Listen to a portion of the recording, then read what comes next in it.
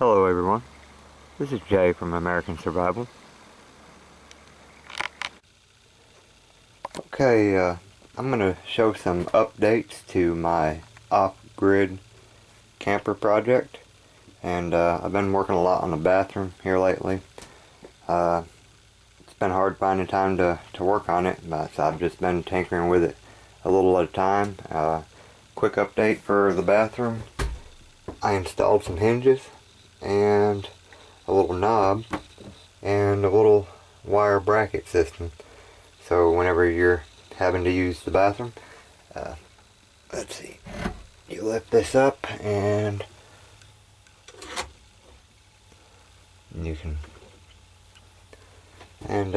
scoop out your mulch or whatever you're going to use and sprinkle it down and do your business and put a scoop over the top of it, and that way there, when you're done, I figured I'd use this little bracket system here that I made. That way you're not having to try to hold this thing up while you're scooping. So, and then to let it down, you just flip it up a little, and there you go. So I've got that done. You have to excuse the mess, everything's under construction in here. Here's my solar panels from Harbor Freight, and let's see if I can show you the back side. It's got a pretty durable PVC pipe construction for the frame, and these legs, there's two legs, they can fold out and you can put a nut and a bolt in here and lock it into a couple different positions, or you can just leave them free floating and adjust the angle however you want. So, finally got the air conditioner out, and that was a major project. So I ended up having to tear all the boards and stuff down that was around it and part of the cabinet. So I'm gonna have to rebuild all this and probably turn this into some sort of a bookshelf. I may leave this cabinet a cabinet, and from here all the way over, maybe a shelf like right across the middle, so I've got a shelf up top and a shelf down below, or maybe go halfway and have a double shelf like right here for smaller items, and then from here over a bookshelf. I don't know, it's just a thought. It may turn out to be something different. Sometimes it's just spur of the moment, and whatever hits me at the time and whatever materials I've got to build with, that's what I use. So, and I'm going to give you a sneak peek at my electrical system. I did manage to get some of this. Well, let me turn power on for the lights. Okay, I do have LED lights and three-way switch. If you've watched my other video on my off-grid camper project, showed all that. But okay, yesterday I had my solar panels out and let them charge all day, and I've been running this it's a Duralast, let me see if I can get down in here, marine battery, deep cycle. This is what I'm using for my power. I did find out, however, that one battery is not going to be enough to run the power inverter. It's not going to be enough to run the refrigerator or the microwave.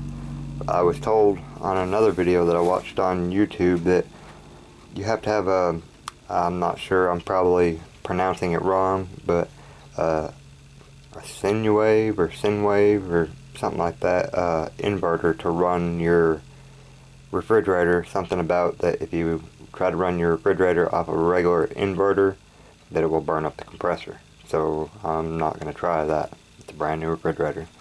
I did, however, try to plug the microwave in, and the lights and everything come on in the microwave, and upon starting it and trying it just to see if it would work, it triggered the inverter and it kicked itself off with a loud beep.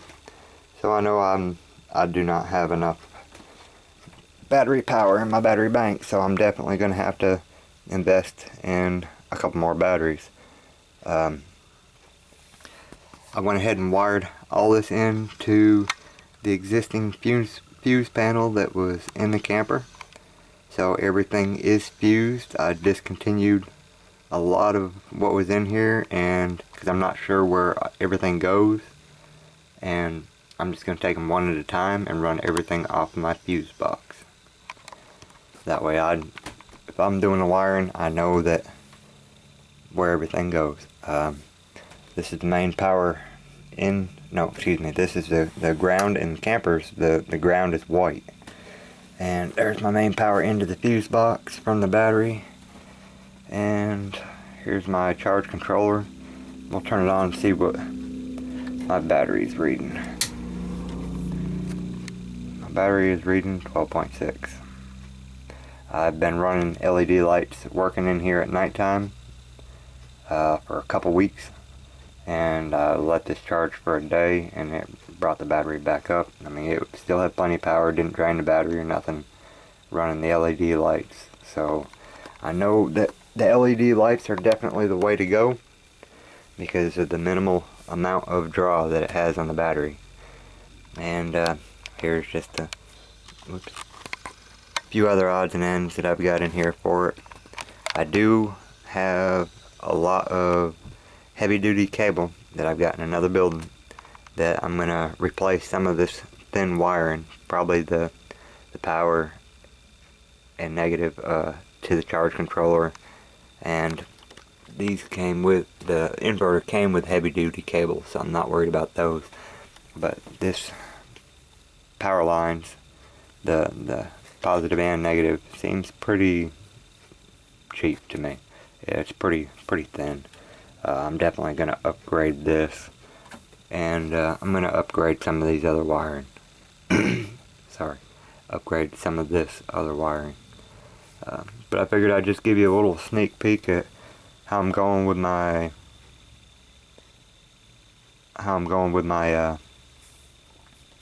my wiring and stuff, because I don't think I've showed this yet in any of my other videos. So let's turn off the lights and see.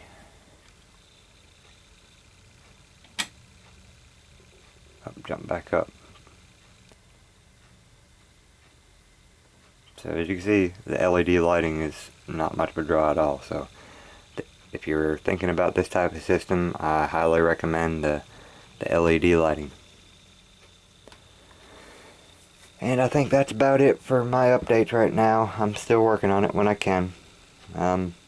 Working in the meantime, and of course having a family life and trying to get some vegetables planted and messing around with the chickens, and I've just got a lot going on. So hopefully y'all stay tuned, and I'll get some more updates done to the camper, and I'll share what I've got done as I progress.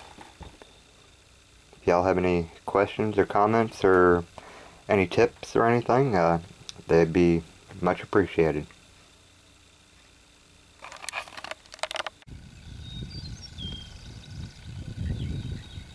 I'd just like to remind everybody to cherish your friends and your family, because what you have today might not be here tomorrow.